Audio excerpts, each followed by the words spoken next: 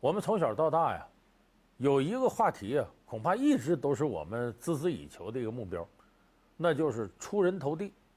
但是呢，咱们这个传统文化里有这么句话，叫“枪打出头鸟”，就说你呀一出头，就容易招致别人的嫉妒，就容易有人呢给你来些个明枪暗箭，让你防不胜防。因为这一点呢，它是人性的问题，人有一种本性本能，就会产生嫉妒心。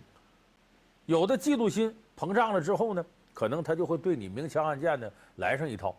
就我们没法去约束别人，我们只能管住自己。说你管住自己，那咱就别出头了，也别受伤害，那更不行。咱毕竟还要往上走嘛。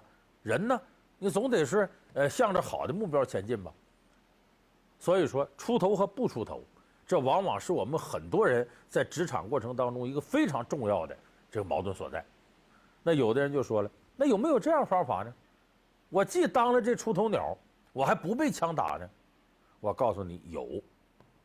就有的时候你处理好了，你既当了出头鸟，还不被枪打，既不得罪大伙，你自己还获得很多向上的机会。咱首先得分析一下，这出头鸟它有不同的情况，不是说所有出头鸟都是一类的。我把这出头鸟呢分成两类，一类叫管理型出头鸟，一类叫技术型出头鸟。什么是管理型出头鸟呢？就是你可能在单位呢是一个中层干部，或者在公司里呢是个没多少实权的小领导，也可能是一个你想啊往上走一走的喜欢搞管理的这么个员工。那这种类型的管理型出头鸟呢，有个特点，它往往容易被同事和下级看不上，说你这是爱出风头，你拍领导马屁啊，你踩着我们肩膀头往上上。所以这一类的叫管理型出头鸟。还有第二类呢，我管它叫技术型出头鸟。技术型出头鸟是什么呢？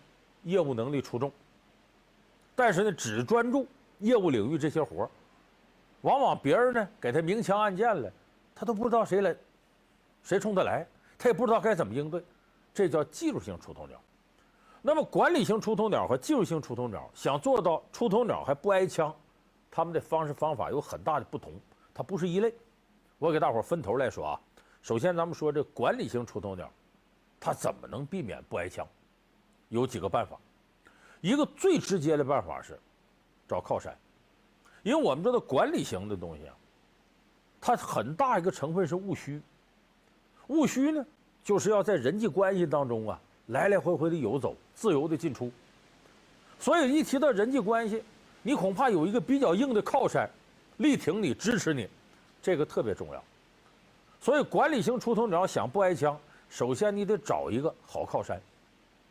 大家可注意，这个找靠山呢，不是说越大越硬越好，关键是得适合你。而且一般来说，靠山呢，你拿他当靠山，你更惹不起他。所以你得学会跟靠山怎么好好相处，你得学会靠山的使用说明、操作方法。还有的时候，你这靠山呢，根据不同的事儿，临时还换。如果你掌握不好，有可能找靠山找不好，把自己掉进去。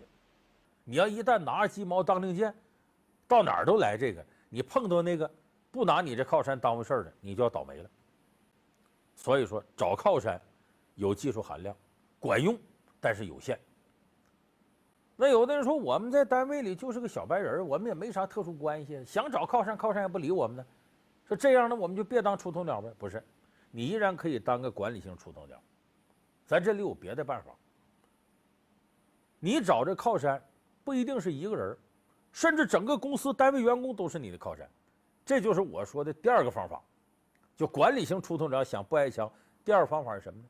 不要为个人利益当出头鸟，要为大家的利益当出头鸟。这样就造成，即使有人举起枪冲你来了，更多人会站出来保护你，你会收买人心。所以您记住这一点，管理型出头鸟想不挨枪，最好是代表大多数人利益，不要为个人争利。你为个人争利，你挨枪有时候是活该，谁也不会可怜你。说这个事儿在现代企业里比比皆是。比方咱们举个有名的例子，这个格力，咱都知道格力董明珠女强人。董明珠当年呢，刚被提拔为经理的时候，就遇到一件事儿，他就发现呢，格力的技术部门有问题，什么呢？比方说这个进这个配件、进货，这技术部门负责制定标准，我们要进什么样的配件？不仅负责制定标准，他还选择从哪个厂家进货。你想，这里头猫腻就出来了。他想用哪个厂家的货，他完全可以根据这个厂家的货来制定个标准。说白了，裁判员、运动员他一人当了。你想想，技术部门这个时候就可能出现权力寻租，就可能有事儿。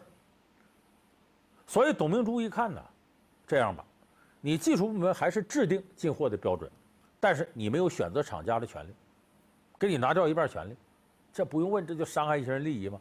结果过了一段时间呢，有一个这个厂商给这个格力这个进货，把这个大概有2000多万元的这个货呀给送过来了。而当时一个员工呢来验这批货的时候，就认为这批货有瑕疵，就不肯接收。结果这个厂家来气了，组织人呢堵到门口，把这员工给打伤了。这董明珠一看气坏了，得维护员工利益啊。他首先报警，然后呢就通知这个员工所在那个部门的副经理，告诉他你得保护你的员工，你这事儿你得有个说法。结果这副经理不知道出于什么原因，轻描淡写的跟员工说了一句：“你下班回家注意点啊，别到时候再让人给打了。”把董明珠给气坏了。马上开会，说这员工天天晚上加班加点的，挺晚才回去，他怎么保护自己？你当领导的也太不负责任了！立马把这个副经理开除，撵走。同时呢，把那个不合格的那个商品的那个厂家永久封杀，你永远别给我进货了。后来那厂家呢又求爷爷告奶奶，找了很多级别比董明珠还高的领导说好话，董明珠一律就给封走了。你看这事上，董明珠得罪不少人，可是呢，他为一个小员工出头，事实上是保护格力几乎所有员工的利益。他开除那个副经理，其实也是保护了大家的利益，告诉大家关键时候有人给你撑腰，你好好干。所以这是符合格力员工几乎所有员工的利益的。所以你真有人对董明珠不满意，来点明枪暗箭，这个员工站出都拥护他，我们绝对拥护董总。你看，这就我刚才说的管理型出头鸟，你为大多数人的利益鼓与呼，肯定会获得大家的爱戴和认同。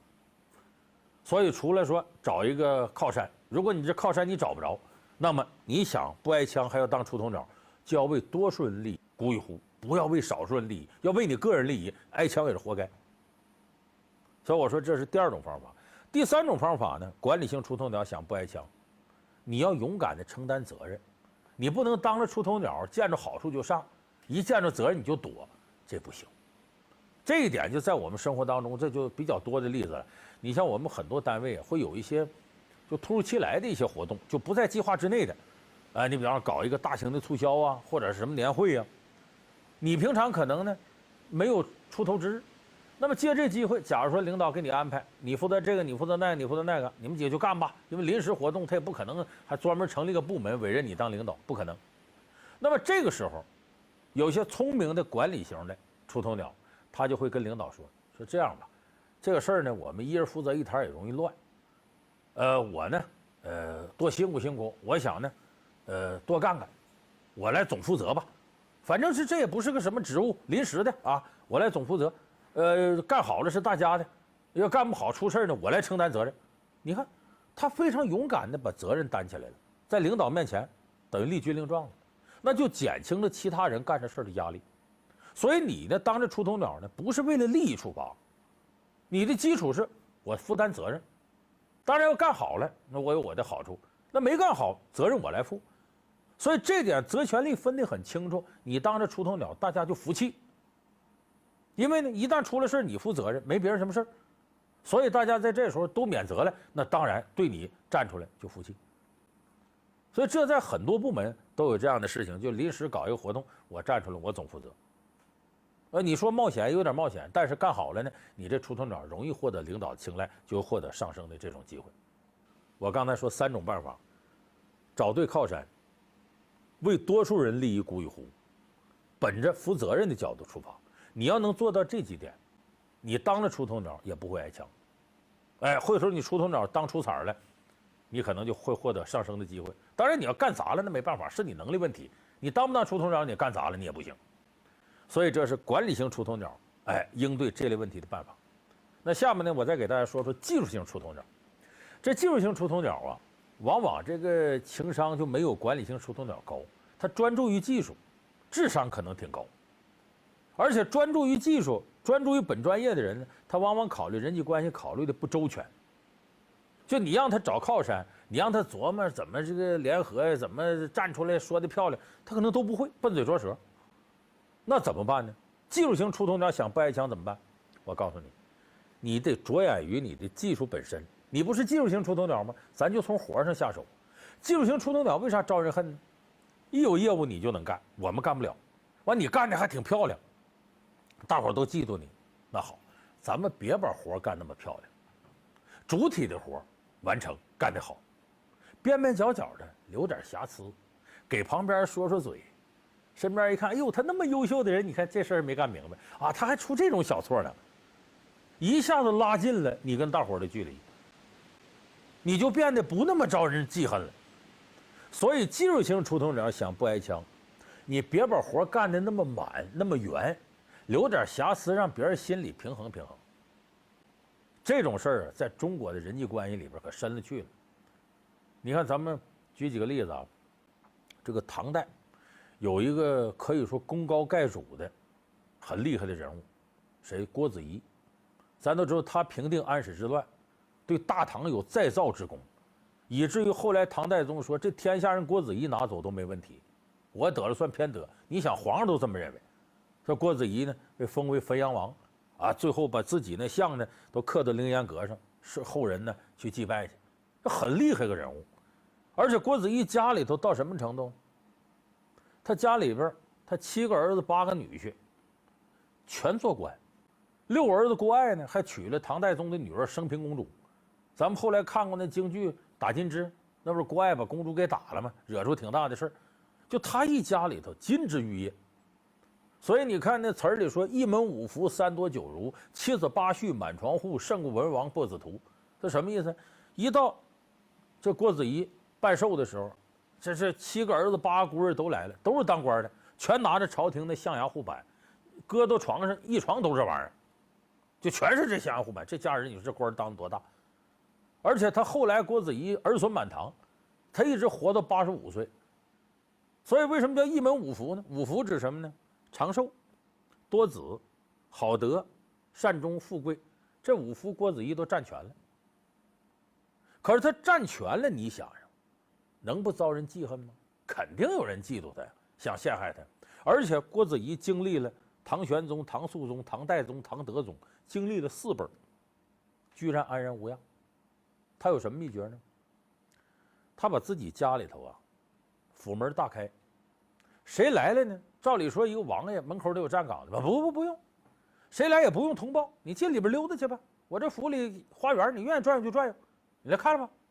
很多人进里边好奇就参观，一看呢，他乐了，怎么？这郭子仪呢，给媳妇梳头，给女儿也梳头，这会儿递个毛巾板，这会儿递盆水的，跟个仆人似的，大家就乐。哎呦，这王爷太没溜了，怎么这样呢？这事儿传出去啊，他儿子郭爱，这驸马呀。脸上熬不住了，说：“爸爸呀，您能不能讲究点啊？咱家跟不设防似的，谁都能进来参观。再一个，你这给我妈给我这些姨，你又端茶倒水的，给我妹妹又梳头干嘛的？哎呦，多丢人！您是个王爷。”郭子仪说：“小子，你什么他妈都不懂。我告诉你，我现在权倾朝野，你们个个荣华富贵，咱家该有的全有了，岂能不遭人记恨？那怎么办？我把府门大开，谁都能进来。我是告诉诸位啊，咱们家没有秘密，没有遮着藏着的。再一个，说我给家里女眷呢端茶倒水梳头的，说我没出息，总比说我谋反要好啊。我就这点出息了，怎么着？没事儿。他儿子一听，太佩服他爸爸，就故意在他自己的这个行为方式上留下些缺口，让别人讲究，让大家心里平衡。所以郭子仪史书上说的什么？叫权倾天下而朝不忌，功盖一代而主不疑。皇上不怀疑他有谋反之心。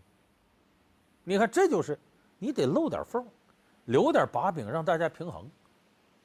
你看，这是中国古人的智慧啊。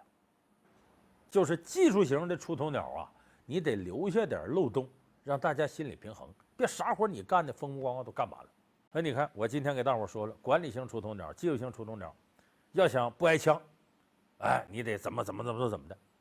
可能你听完之后我叹口气，哎呀，这干这活咋这么累？你说还得考虑这，还得考虑那个。我告诉大家，您别嫌烦，这些东西恰恰是你能够出人头地的必由之路。咱都知道，一个国家它想发展起来，除了勤修内功啊，更主要的是国际发展环境，你还得有个外部好的环境。那我们所谓当出头鸟，你干好活是你修内功，你不挨枪是你外部的环境，这两个缺一不可呀。所以在这些方面下功夫，磨刀不误砍柴工，那不算把精力耽误到没用的人际关系上了。况且这些事情，你通过这个磨练自己的心智，提升自己的情商，对你干别的事儿是大大的有好处的。所以最后呢，我送大家一副对子，您记好了，这对你一生都有帮助，叫能受天磨真好汉，不遭人忌是庸才。